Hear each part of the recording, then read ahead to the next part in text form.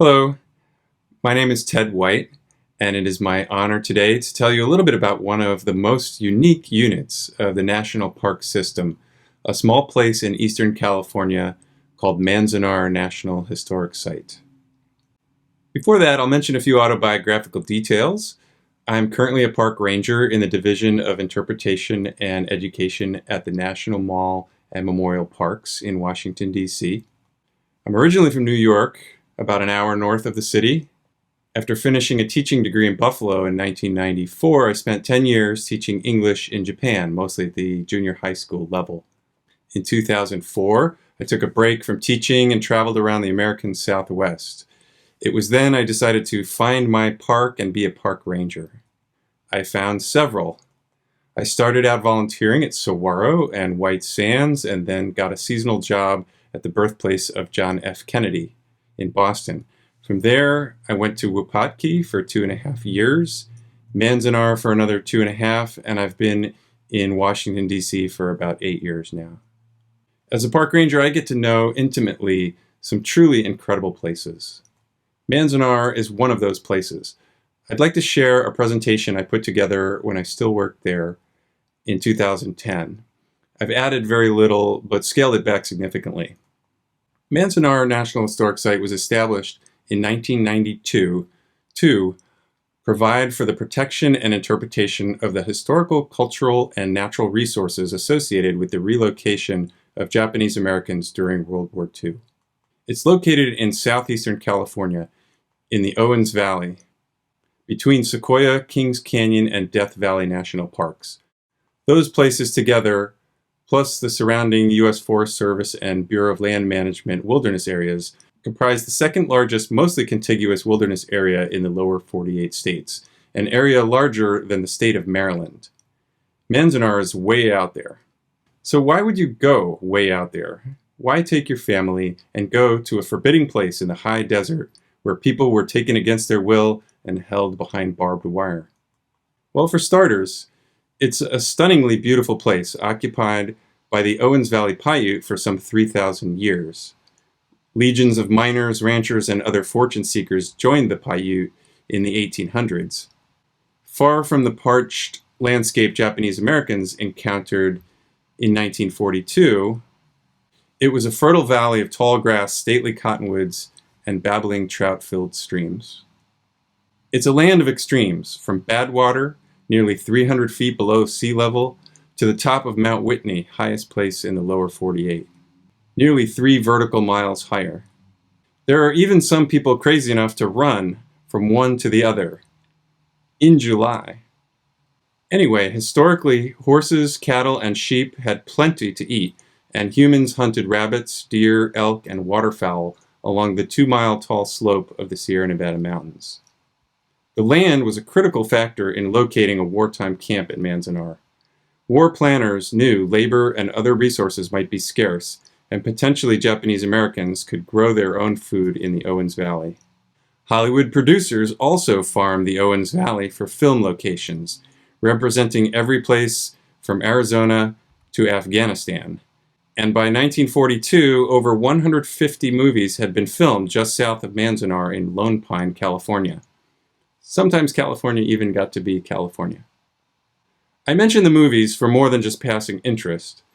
Films were produced on land seized from Native Americans, often depicting and glorifying a history of the United States Army forcibly removing Native Americans from their homes and relocating them into camps and reservations.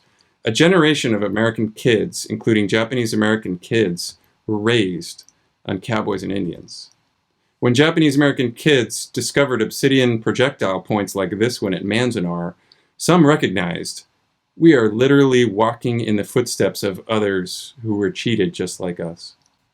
Once the Army concentrated the Native American population of the Owens Valley into stockades and small enclaves, settlers in the village of Manzanar expanded earlier Paiute irrigation projects, and by the 1920s, there were 22,000 trees producing apples, pears, peaches, and figs. It was a fruit bonanza. But fortunes took a dramatic turn in 1913. Developers and city planners in Los Angeles recognized that Eastern Sierra water was worth more money near coastal oil fields and the moderate climate of Southern California than it ever would be ours inland. For more than a century now, a 200-mile aqueduct has brought economic lifeblood to LA as farmers in villages like Manzanar sold their land to the Department of Water and Power and moved away.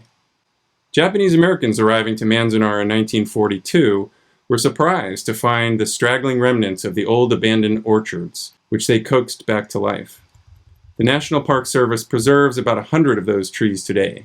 Los Angeles ownership of Inyo County land has been a mixed blessing of sorts. It has prevented further development and preserved what's there for us to see today.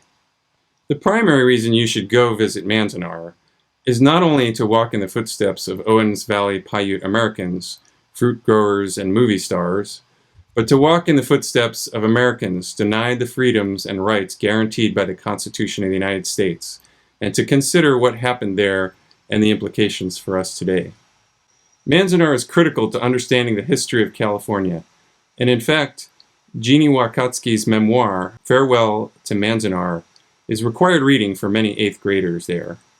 But wartime imprisonment touched 120,000 lives, involved half the states of the Union, was planned and run from a building on Farragut Square in Washington, D.C., and sent multiple cases to the United States Supreme Court. It comprised a network of 10 large camps, nearly 20 temporary assembly centers, nearly 30 other sites, and included facilities run by the Departments of War, Interior, and Justice. It was truly a national story. Out of the array of locations involved in wartime incarceration of Japanese Americans, Manzanar has tended to carry the banner for all, largely due to its proximity to Los Angeles. Organizer Sue Kunitomi began leading groups of former internees back to Manzanar in 1969. The large cemetery obelisk in particular became a rallying point and symbol of a wrong that needed to be made right, not just for all Japanese Americans, but for future generations of Americans of every ethnicity. Manzanar Committee efforts paid off in 1972 when Ronald Reagan was governor and Manzanar received California Historic Landmark designation.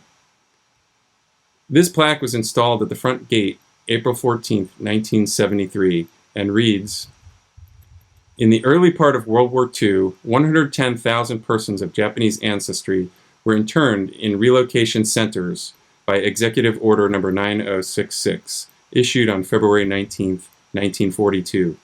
Manzanar, the first of 10 such concentration camps, was bounded by barbed wire and guard towers, confining 10,000 persons, the majority being American citizens. May the injustices and humiliation suffered here as a result of hysteria, racism, and economic exploitation never emerge again." Clearly visible in this photograph are scars in the bronze where it has been shot at and attacked with an axe.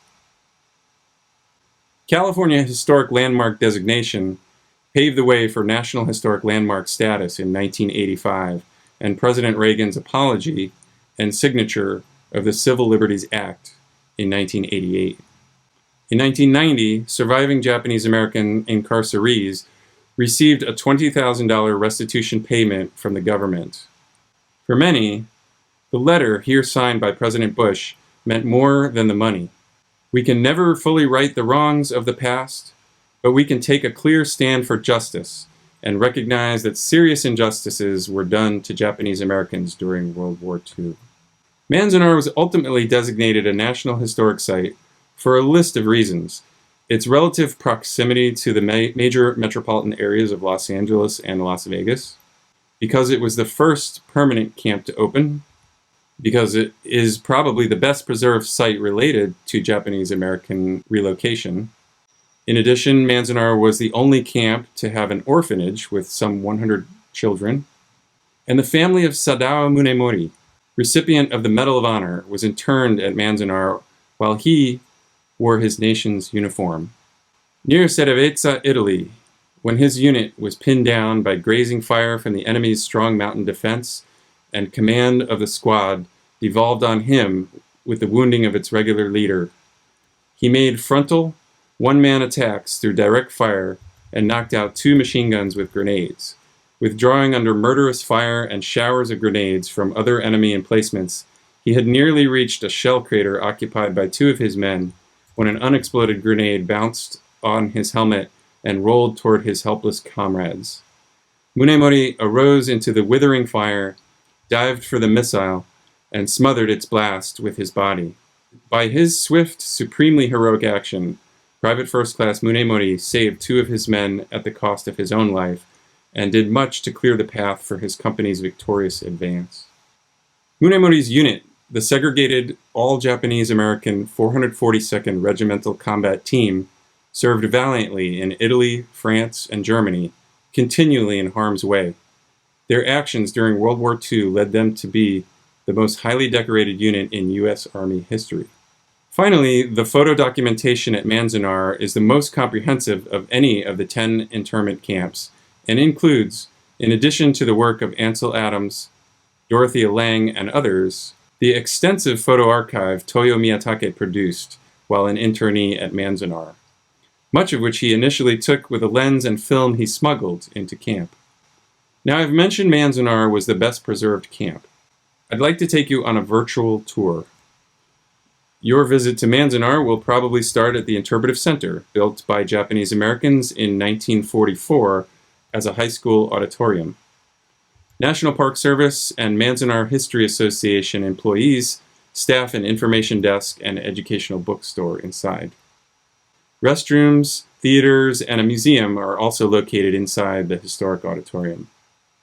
36 identical residential blocks occupied a 1-mile square area, divided by streets numbered south to north and lettered east to west. There were some 800 buildings total. Buildings were scrapped following the war, but many artifacts remain. A driving tour encircles the residential area of camp using the original grid of camp streets. Your halfway point on the tour is the cemetery monument, where people still leave mementos like these folded cranes. Block 14, next to the Interpretive Center, is designated a demonstration block. Block 14 has been cleared of undergrowth to show you how a typical block was laid out. Each block included 14 residential barracks, latrines, a mess hall, laundry room, ironing room, and rec hall. Each tar paper barrack contained 4 rooms, initially containing a bare light bulb, electrical outlet, kerosene heater, and 8 steel cots. Japanese American workers later finished the rooms with sheetrock and linoleum flooring. A reconstructed mess hall contains exhibits describing what in many ways was the social center of camp. Each mess hall was staffed by residents from that block and shared by 250 to 300 people. A replica military police guard tower stands along Highway 395 between LA and Mammoth, hopefully inviting drivers to pull off and learn some history on their way to ski or fish. Reconstructing the tower was controversial, with some local residents denying there ever were guard towers, and some Japanese Americans insisting no fewer than all 8 be rebuilt. In 2010, the National Park Service added 2 demonstration barracks to Block 14 to give you an idea of what living conditions were like. They were based on old Army plans, but built to modern safety code. It was eerie when they were done, and we installed 1940s cots, and suddenly, with the smell of the wood and the groaning of the wind, you could picture life in April 1942 when people first moved in. A strange quality of Manzanar is feeling you're in 2 different times at once. You can almost see this kid, Kaz Ogawa, putting his name down in history, and then maybe his friend came along and took his boot to Kaz's first name while the concrete was still wet. Or imagine an older gentleman quietly and carefully picking pieces of Sierra Nevada granite out of a stream running through camp to pave the entrance to his home. These stones lined walkways around a judo dojo Japanese Americans built. Besides providing recreation, the dojo served to train LAPD officers whose judo instructor was imprisoned at Manzanar. One story among thousands. Sometimes we don't know the whole story. Other times, we have a clue to a story that requires unearthing. When I started working at Manzanar, I passed this spot a dozen times without seeing anything. Then the park cultural resources chief found information suggesting there was a garden here and organized an archaeological dig. What you see is what we uncovered, a pond that was among dozens of decorative features built to beautify the camp. This stone marks the entrance to the camp masterpiece, Pleasure Park, later named Merritt Park, in honor of camp director Ralph Merritt. Here's a painting of Merritt Park during wartime. It demonstrates one effect of incarcerating some of the best landscapers in LA. They transformed Manzanar from Dust Bowl to Garden Oasis. As you walk the camp, view images, and read more stories, you start to get a sense of life in camp. For better or for worse, West Coast Japanese Americans spent 2.5 to 3.5 years in dusty army barracks with very little privacy, in a barbed wire enclosure and guarded by military police. For better, there was plenty of baseball, with teams like the San Fernando Aces or the Bainbridge Island Yankees. There was a camp newspaper, the Manzanar Free Press, and there were social activities held in mess halls and rec halls. A few numbers we can toss out. 50% of the camp was 25 years old or younger. There were 188 weddings and 541 babies born at Manzanar. But it wasn't summer camp. While there was pay for work in camp, it was nothing compared to the booming wartime economy back in LA, which produced nearly 20% of America's wartime needs. Living conditions were cramped. There was a daily grind of waiting on long lines for meals in the driving wind and or scorching hot sun. And for the older generation of immigrants from Japan forced into early retirement, the sense of humiliation was total. Their families imprisoned because of their choice to pursue the American dream. In the end, 150 people, mostly the very young and very old, never made it home from Manzanar. The monument reads Ire-to, meaning rest in peace. After the war, many Japanese Americans sought to forget their Manzanar experiences, assimilate into mainstream society, and move forward. The name Manzanar was not mentioned openly in many families, but today, many of those who are left are seeking to remember. More than ever, their descendants want to learn what happened to their parents and grandparents. One thing that's hopefully clear by now, there's no simple way to describe the experience of 10,000 individuals.